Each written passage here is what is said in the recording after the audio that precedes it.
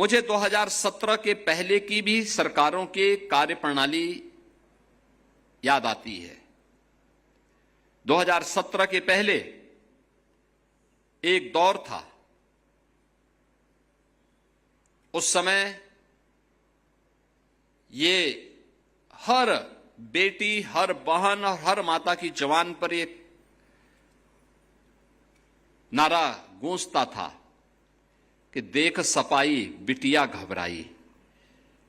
यानी जिन गुंडों को देख करके बिटिया घबरा जाती थी, यह नारा उस दौर के, उस गवर्नेंस के मॉडल का नाम है जिसमें बेटी की सुरक्षा पे संकट था, जहां पे उनका कोई सम्मान नहीं रह गया था।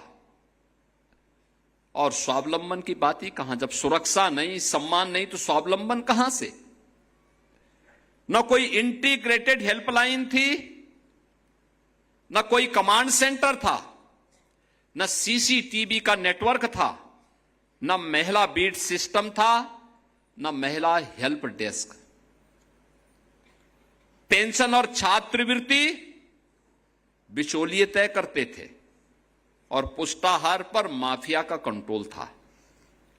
उत्सव से पहले उपद्रव हो जाते थे और कर्फ्यू जब लगता था तो सबसे ज्यादा परेशानी होती थी माताओं बहनों को। Land mafia, sand mafia, one mafia, पशु माफिया, नकल माफिया, ये प्रदेश की पहचान थी। माफिया सिंडिकेट की सत्ता प्रदेश की सत्ता के समानांतर चलती थी। और बुंदेलखंड में हम जाते थे, पूरी जिंदगी माताओं और बहनों की मटका में पानी ढोते ढोते व्यतीत हो जाती थी। गरीब परिवारों के घर में शौचालय नहीं थे। माताएं, बहनें, बेटियां अंधेरा होने का इंतजार करती थी। उस दौर की बेटी के सामने सुरक्षा नहीं थी। किस्मत का वो इंतजार करती थी। निराश्रित महिला पेंशन, वृद्धावस्था पेंशन, छात्रवृत्ति, हर योजना में कमीशन की काली साया मंडराती थी। मुद्रा योजना का पैसा हो या पुष्टाहार का बजट, ये सब रास्ते से ही गायब हो जाते थे। गरीब की बहू बेटी अपने आप को सुरक्षित महसूस करती थी। बेटी के जन्मदिन पर बधाई नहीं, लोग चिंता होती थी, क्योंकि परिवार को पढ़ाई और शादी दोनों का बोझ दिखता था।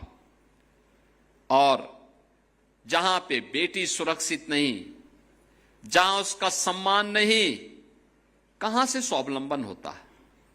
परिणाम था पूरे यूपी के अंदर मात्र 12% बेटियां ऐसी थी जो अपने पैरों पर खड़े होकर के कहीं काम धाम करने के लायक हो पाती थी। नकल एक उद्योग बन चुका था और विपरीत परिस्थितियों के बावजूद मेधावी बेटी मेहनत करती थी। डिग्री पैसे वाला खरीद लेता था, यानी मेहनत बेटी की होती थी, लेकिन उसकी डिग्री कोई माफिया खरीद करके उसकी नीलामी कर देता था। नौजवान, व्यापारी और कारीगर सब पलायन करने के लिए मजबूर थे। बेटी सिर्फ बस पकड़ने से नहीं, सपना देखने से डरती थी। आप उसे एक भावना के तौर पे न देखें, उसे केवल हम इन्हें माने कि एक होती थी, बल्कि वह एक पूरे अर्थशास्त्र के रूप में भी अगर आप उसको देखें, जब आधी आबादी घर पर बैठ जाएगी, उत्तर प्रदेश को बीमारू होना ही था। यही तो होता था यूपी में, यही तो पहचान का संकट था। आधी आबादी को न सुरक्षा थी, न सम्मान था, न स्वावलंबन था। तो हमारी आर्थिक स्थिति बदहाल होनी थी। और इसीलिए तो यूपी उस दौर को जब याद करता है तो रोंगटे खड़े होते हैं। कहीं दंगे, कहीं कर्फ्यू,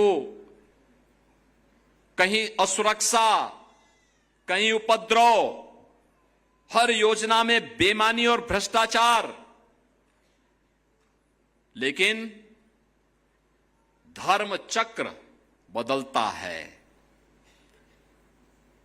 अगर उस समय उपद्रव था तो मोदी जी के नेतृत्व में जब डबल इंजन की सरकार यूपी में आई तो उपद्रव को उत्सव में बदल दिया गया है।